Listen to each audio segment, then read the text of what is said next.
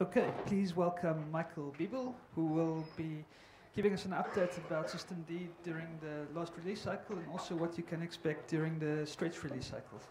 Thanks. Okay, does this work? Okay, great. So, hello, my name is Michael, and isn't it a nice coincidence that a systemd talk was scheduled after K3BSD? So, yeah, I've been a package systemd maintainer for quite a while now. And today I'd like to give you a short overview of what we did since last year, since our talk last year at DebConf, what topics we worked on. And I think it's mostly three issues we concentrated on. It's polishing the existing package and making sure packages we upload to Unstable are always in a releasable state. But also we put focus on cutting away with excessive dependencies and making our base OS smaller, because that's useful in a lot of cases.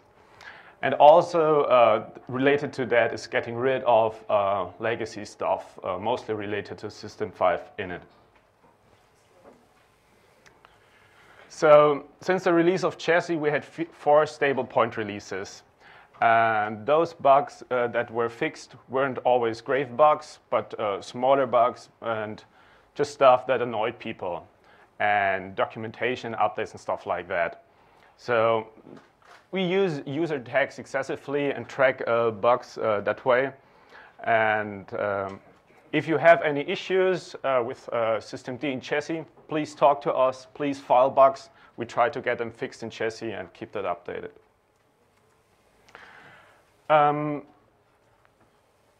For new releases in Unstable, we started to work pretty closely with upstream, because we wanted, upstream has a really rapid release cycle, and we wanted to be able to ship new releases pretty quickly in Unstable. So what upstream already has is a pretty elaborate unit test suite, but Martin Pitt worked on on the autopkg test suite. So we run that on every pull request that's actually hooked up upstream in the GitHub CI. So basically every commit that goes into upstream systemd is tested on Debian, or specifically on Ubuntu, on various architectures. That means we could actually release a package to Unstable at any moment, and that's actually what's happened. When there is a new upstream release over the last year, we just shipped it more or less the other day, and it's worked out really well. I mean that we can have, we need close interaction with upstream for that to work, and we need to make sure to push up our patches upstream as much as possible. And we worked really hard on that and shrinked our Debian-specific patches to a minimum. And so far, we are pretty happy with the workflow that is established out of that. So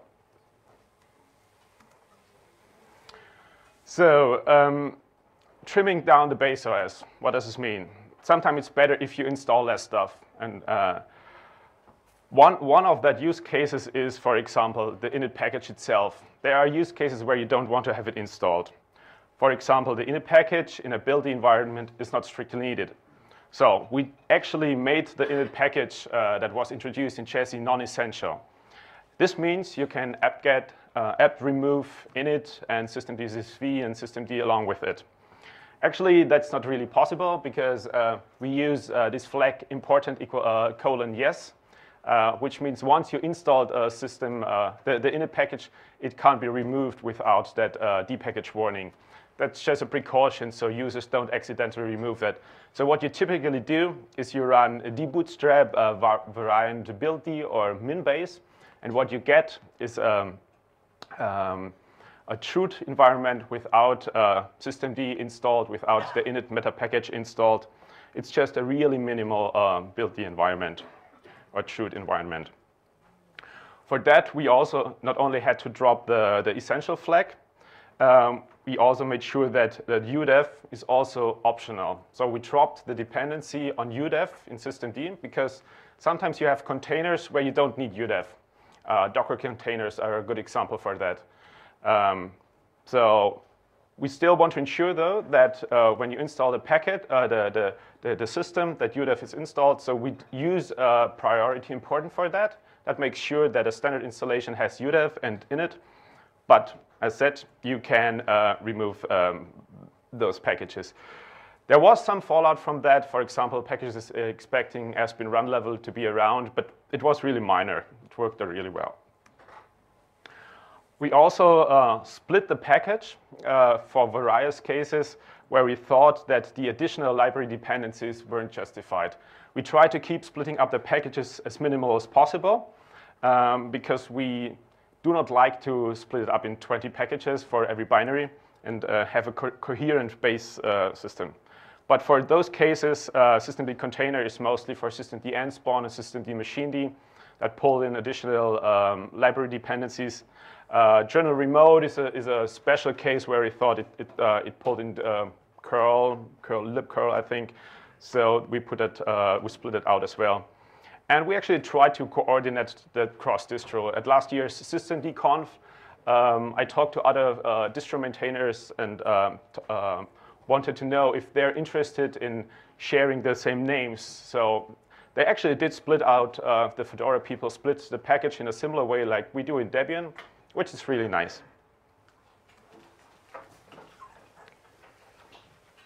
Something that just landed a few days ago is libsystemd-shared.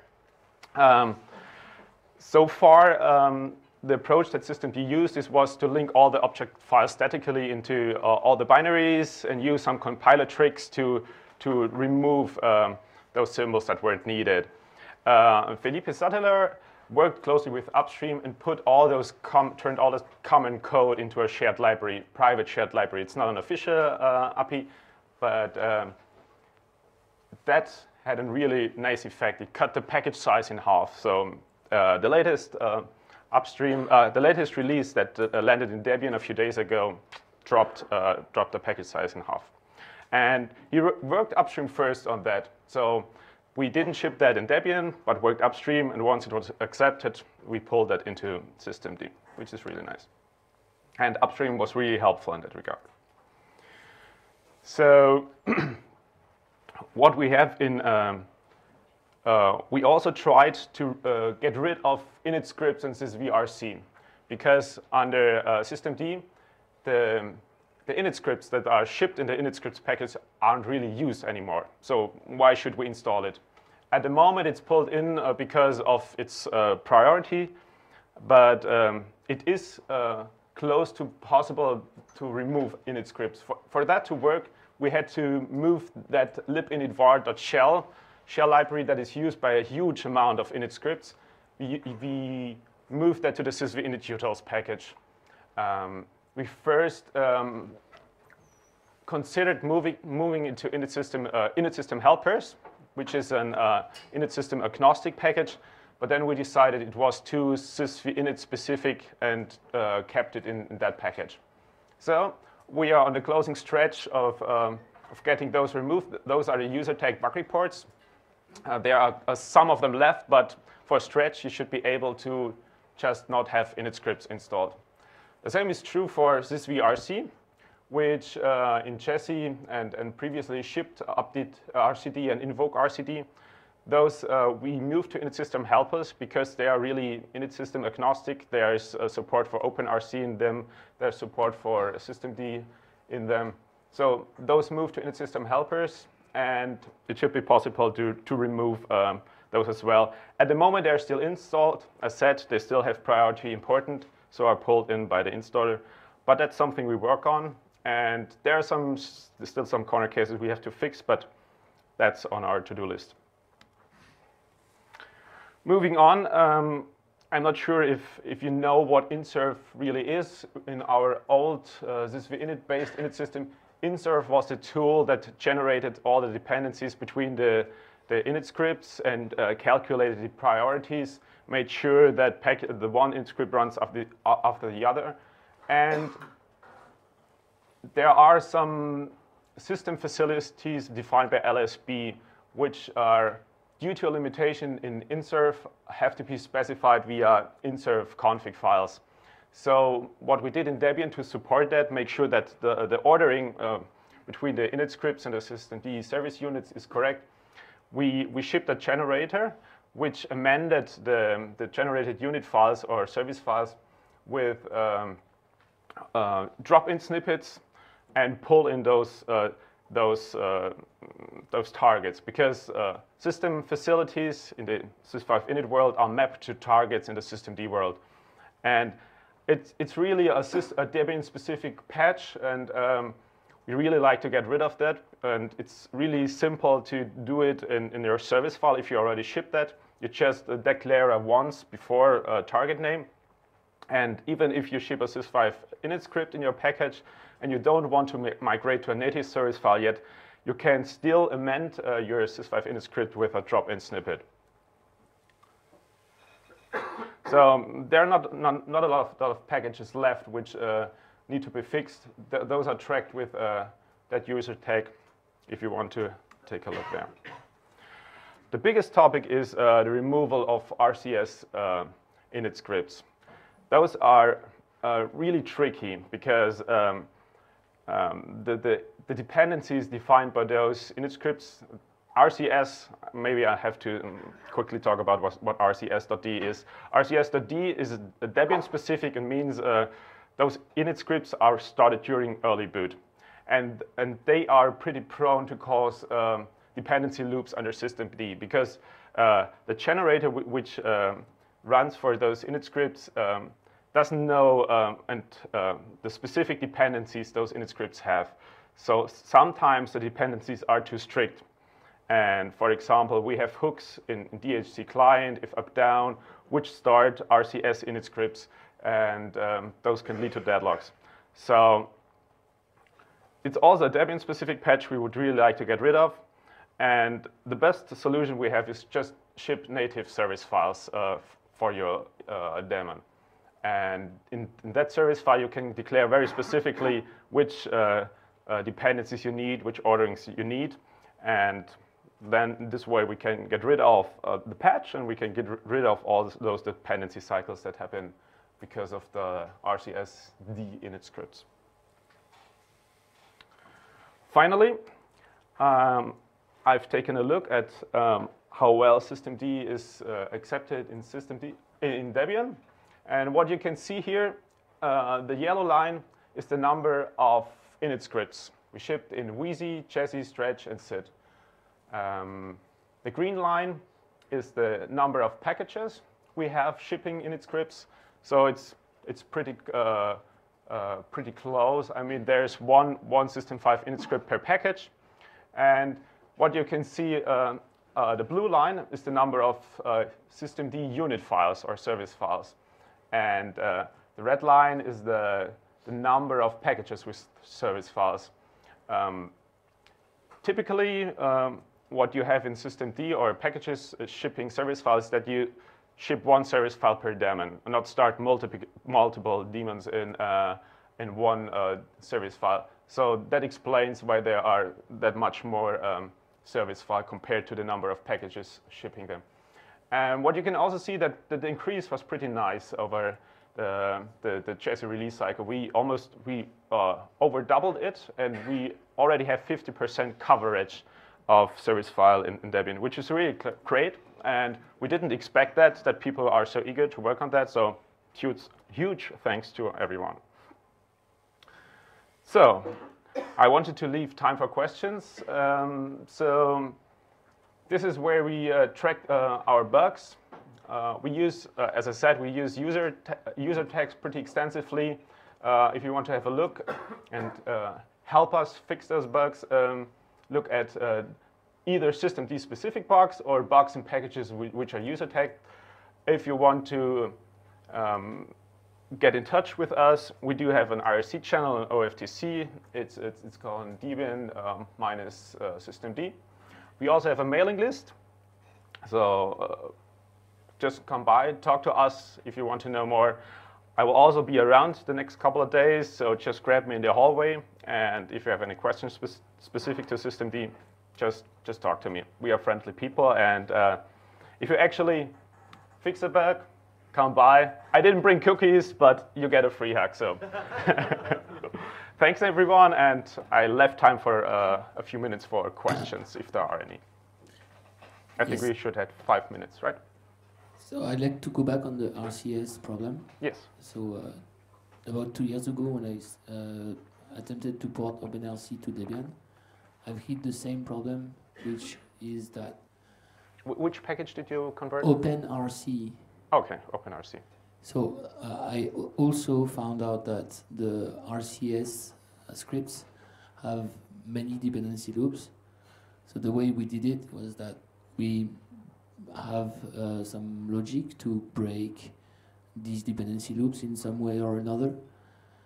But like I had the strong feeling that the problem was the RCS scripts themselves.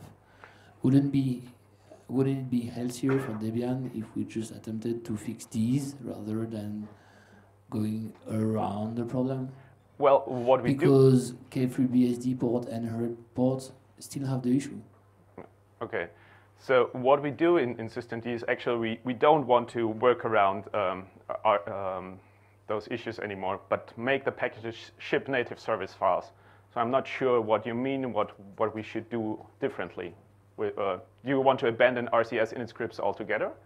No, I like these dependency loops to be fixed in the RCS scripts so that non-Linux ports could still enjoy having a healthy RCS set of init scripts rather than these that we currently have with dependency loops.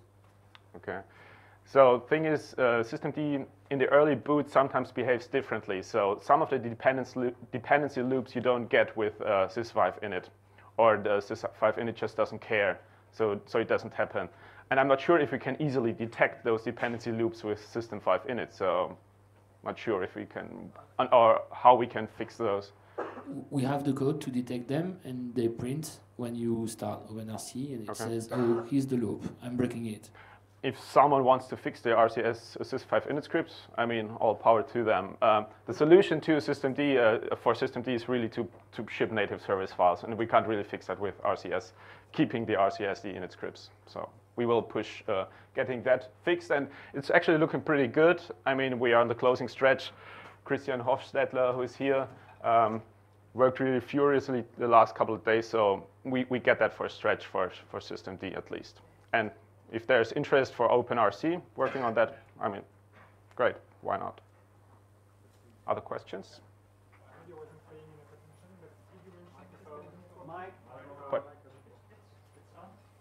Does it work? No, it works. Maybe I wasn't paying enough attention, but did you mention systemd network D? No, I didn't, because there are no specific plans for stretch yet. We ship that within the systemd package. It's not enabled by default. You can try it. You can use it if you want. It works nicely for different use cases. But we don't have any immediate plans to make it, well, replace if up down, for example, for stretch. I think it's too early for that.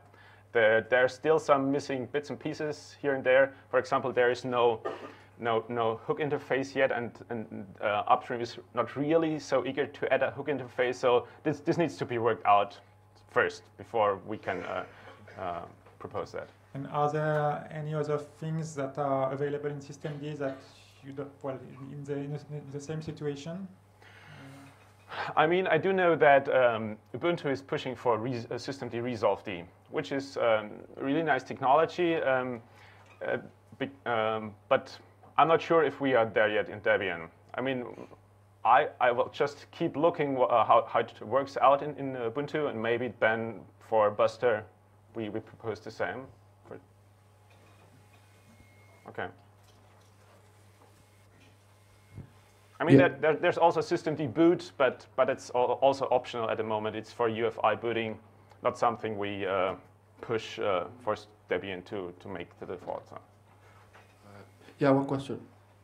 Do you guys plan to update the version before the freeze? We are in 2.30 for some time now. The version is unstable? Yeah. Sure. I mean, as soon as there's a new upstream release, if you follow the Debian changelog, we basically uploaded a new upstream release the other day.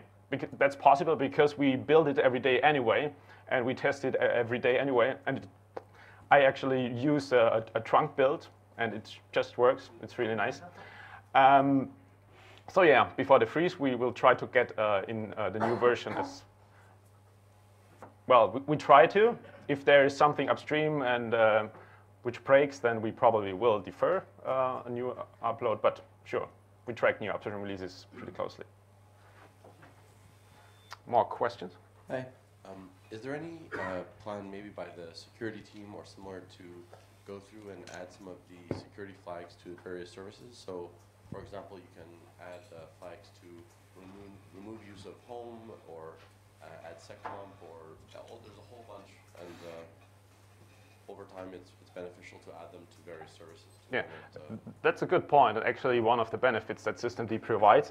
I don't know there is a coordinated effort at the moment, because it really needs input from the individual maintainers. They know best what their service needs and how you can restrict those. But sure, if someone would want to work on that, coordinate that, maybe put together a wiki page documenting that stuff, that would be really awesome. So if that's something you're interested in, get in touch. Maybe just if people don't know what it is, mention that it's possible to do it also. Okay. Yeah, so systemd has a lot of flags where you can restrict the capabilities the service has. For example, you can use private temp, then your service gets a temp directory, which is not the real temp, but a private directory. There are lots of simple switches you can enable in your service file, which restricts your service and makes it less likely that open bugs in the service affect your system. Okay. Questions? Well, oh yeah, we ran out of time, so we're out of time for this session. So, well, thank you, everybody. Yeah. Thank you. Thanks for coming.